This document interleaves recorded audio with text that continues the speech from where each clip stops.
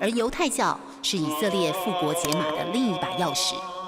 对上帝的忠贞，让犹太人2000年来的流散生活没有被异族同化，一代传一代，在共同的精神世界中相遇。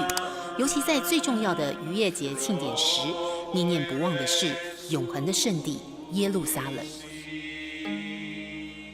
The end, they say a very famous sentence, "Leshana haba'a b'Yerushalayim," which means next year in Jerusalem. 婚礼上也有类似习俗。Groom gets a glass, he is breaking it with his foot, and he's saying, "If I forget Jerusalem, it's as if I forget my right hand." 重回耶路撒冷的誓言成了犹太人共同依归，手持一本圣经，每逢新月向圣地方向祈祷，超越时空界限，让犹太人在异族的大海洋中始终保持民族独立的完整性。19世纪，当犹太复国主义掀起一波波回归浪潮下，复国缺的只是一个具体的行动。Hello, hello. Very happy to meet you. Welcome to my kibbutz. 林荫、花朵、结实累累的果实，难以相信我们身处在酷热的不毛沙漠。Let's see what beautiful, magic, unbelievable garden we create middle of the desert. 扎布是这座奇布兹的主人，今年71岁，在这里已经快要60年。Is a pomelo and papaya. 奇布兹在希伯来文意思是共同屯垦，这是一种以色列独有的集体农庄。100多年前，当欧洲的犹太人回到这片祖先的土地上，面对的是荒芜的沙漠，只有靠共同劳动开垦，才能建立新的家园。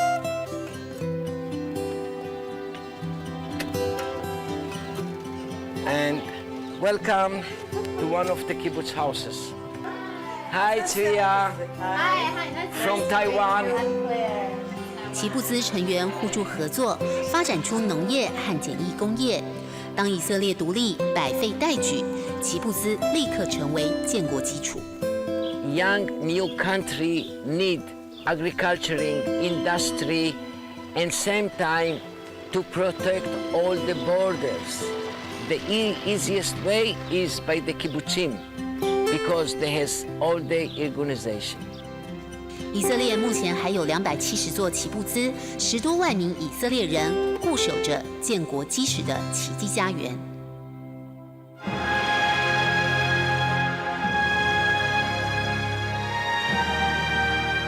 300公尺高的陡峭山顶，居高俯视着极尽一方的死海。马萨达2000年前曾是犹太希律王的宫殿、军事堡垒。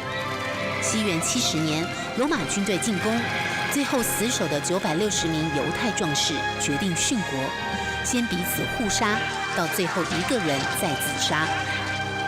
悲壮惨烈的史实，现在成为以色列的立国精神。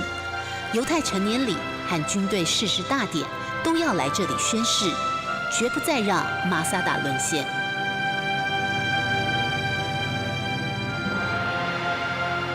走过历史沧桑、残酷屠杀，从语言复兴到宗教传承，从屯垦拓荒的实际行动到刻骨铭心的复国誓言，绵延4000年的神话、梦想和血泪，终究让这个古老的民族重回上帝应许之地。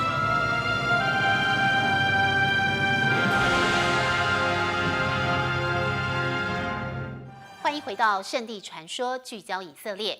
犹太人流浪1800年后奇迹复国，真的不得不佩服犹太人的能耐。目前全世界共有1400万名犹太人，只占世界人口的0.2%，但却拥有足以影响世界的实力。爱因斯坦弗洛伊德、马克思改变世界观念的3大重要人物就是犹太人。美国联邦准备理事会前后任主席、金融巨鳄索罗斯，还有高盛、摩根家族、雷曼兄弟等多家投资银行都是犹太人。而好莱坞大导演史蒂芬·史皮伯、彭博新闻网老板，也是纽约市长彭博，和当红的 Facebook 创办人佐克伯，全都是犹太人。犹太人几乎控制了世界金融和主流传播。因为长期没有国家，无法参与政治事务，就让犹太人转而发展金融和科技。犹太人得诺贝尔奖的比率也是世界第一，高达23.2%。与其说犹太人天生聪明，不如说他们有着和上帝角力的人格特质。举例来说，以色列是全中东唯一一个不产石油的国家，因此以色列就发展出不用一滴石油的电动车。犹太人挖掘大脑的潜力似乎胜过了阿拉伯国家挖掘他们的油井。接下来就来看以色列犹太人创下的奇迹。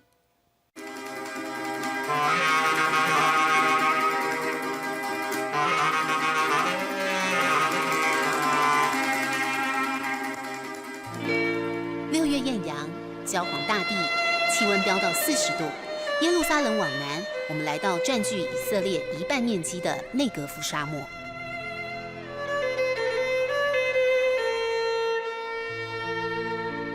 美国作家马克·吐温曾描述，在所有景色凄凉的地方，这里无疑是首屈一指。寸草不生，地形不美，这是一块令人窒息、毫无希望的沉闷土地。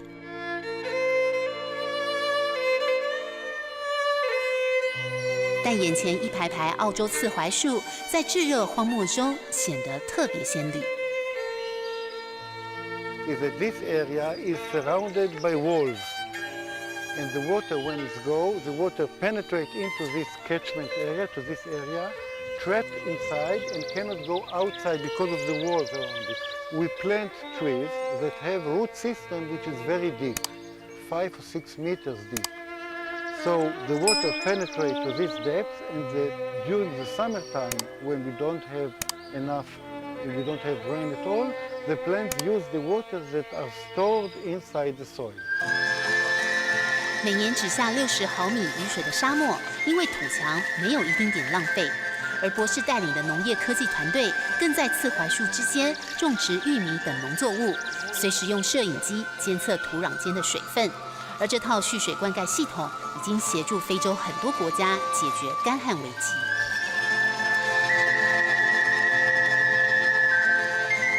就在不远处的温室，竟然还成功培育出稻米。马克·吐温恐怕不会想到，这片毫无希望的大漠，竟然有人可以把它变成桑田，他们就是以色列人。境内70%被沙漠覆盖，平均降雨量不到200毫米。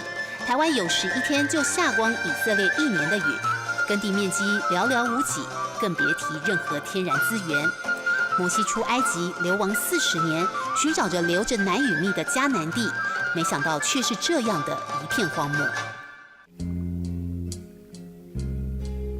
境内的水不是低于海平面什么都活不下去的死海，要不就是和邻国打仗才能争夺到的加利利湖。以色列誓死守住了水源命脉，但人口从建国一开始的60万人，到现在成长了10几倍。一片不常下雨的天空，一块留不住水的土地，以色列人想要生存，注定要和上天争水。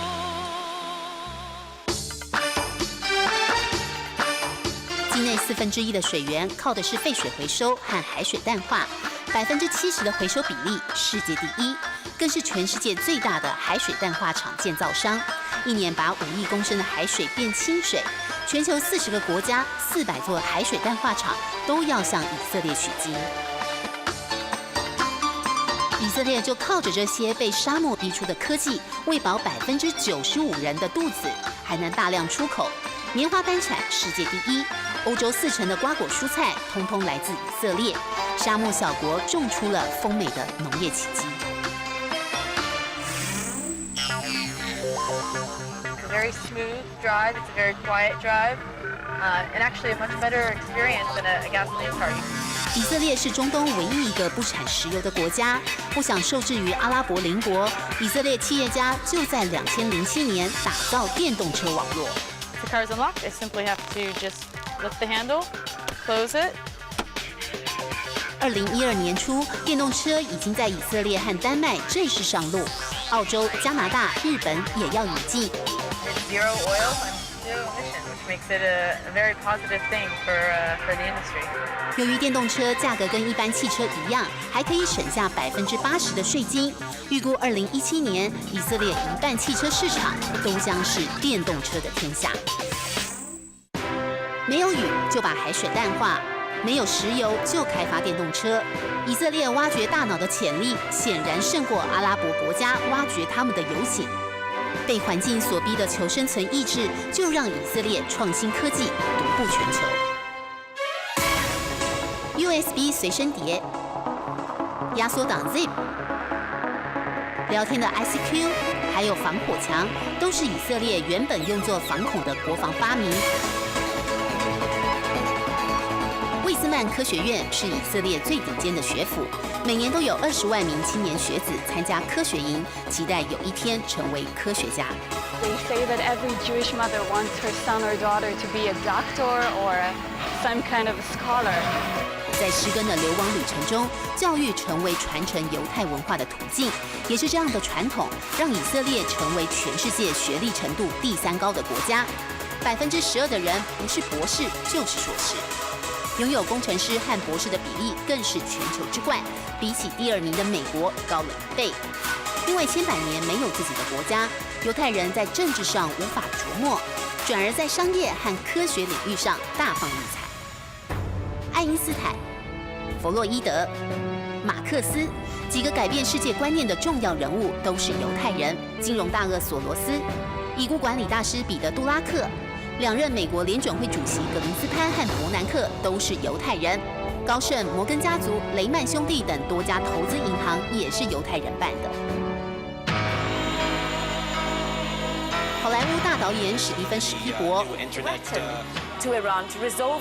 彭博新闻社老板、纽约市长彭博，甚至 Facebook 创办人马克·佐克伯，全都是犹太人。在华尔街掌握世界金融命脉，在文化传播圈呼风唤雨。犹太民族在科技界同样不遑多让，微软和苹果在美国之外海外第一个研发中心就在以色列。纳斯达克上市公司除了美国之外，以色列也是最多，近几年才被中国大陆超越。小小国家拥有多达4900家新创公司，被称为第2个矽谷。科学创新领域大放异彩，让以色列建国才64年，已经诞生10位诺贝尔奖得主。From the moment of creation was always challenged. Israel knew that if it doesn't have the ability to always innovate and be self-sustained in many ways and be self-reliant, it has no future. 内格夫沙漠尽头有间小屋，是以色列开国总理本古里昂退休后的住所。他认为以色列的未来就在沙漠。目前化沙漠为绿洲的面积已经超过1万公顷。以色列一词的原文字义是和上帝角力的人。60多年的光阴，以色列人不向上天屈服，创造无限奇迹。缺水不产一滴石油的迦南之地，终如上帝应许的，流出了奶与蜜。